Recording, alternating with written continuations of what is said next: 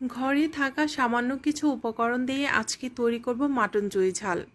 যদিও সামান্য উপকরণ দিয়ে তৈরি করব, কিন্তু খেতে অসাধারণ হয়। হ্যালো এভরিওয়ান, আসসালামু আলাইকুম। কেমন আছেন সবাই? আজকে মাটন চুই ঝাল রান্না করছি।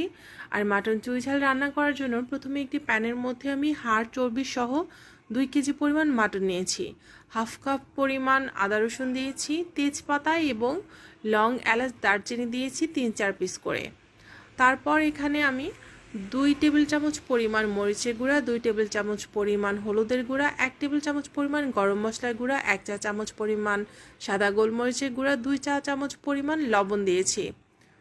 তারপর এখানে আমি 1 কাপ পরিমাণ পেঁয়াজ বেরেস্তা দিয়েছি এবং যেই তেলে পেঁয়াজ বেরেস্তা করেছি সেখান থেকে 1 কাপ পরিমাণ তেল দিয়ে ভালোভাবে মাংসটাকে ম্যারিনেট করে নিয়েছি। তারপর আমি ঢাকনা দিয়ে ঢেকে অল্প আঁচে আমি অপেক্ষা করেছি বলক আসা পর্যন্ত। যখন দেখেছি বলক চলে এসেছে তখন আমি মাংসটা একটু নেড়ে দিচ্ছি। আমি কিন্তু এখানে কোনো প্রকার পানি ইউজ করিনি। মাংস থেকে যেই পানিটা বের হবে সেই পানিতেই কিন্তু মাংসটা ভালোভাবে কষাতে হবে। তারপর ঢাকনাটা উঠিয়ে আবারও আমি একটু নেড়ে দিব। আর আপনারা দেখতেই পাচ্ছেন পানির পরিমাণ কিন্তু কমে গেছে আর মাংসের কালারটাও কিন্তু চেঞ্জ হয়ে গেছে।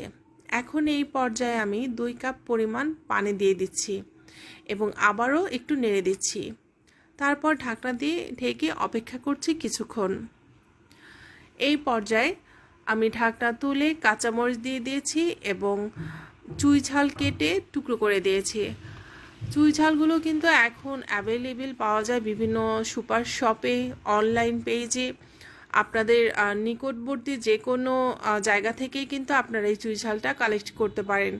তারপর আমি এখানে কয়েকটা রসুনও দিয়েছি এবং খুব ভালোভাবে রসুনগুলো ক্লিন করে নিতে হবে। তারপর আমি এখানে 2 চা চামচ পরিমাণ জিরা গুঁড়া দিয়েছি। এখন ভালোভাবে এটা নেড়ে দিব এবং ঢাকনা দিয়ে অপেক্ষা করব 20 থেকে 25 মিনিট। আর এই 20-25 মিনিট সময়ের মধ্যেই কিন্তু